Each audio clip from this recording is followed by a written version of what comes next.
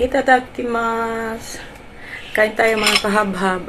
Ang aking breakfast ngayon is mahablangka.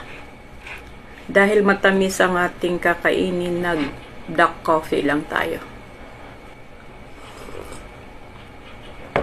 Tabang. Kasi matamis yung kakainin natin. Ginawa ito kagabi. Pero hindi naman siya, hindi ko masyado tinamis siya. Ayoko kasi matamis. Tapos kape, black coffee. Lagyan ko siya ng sweet corn.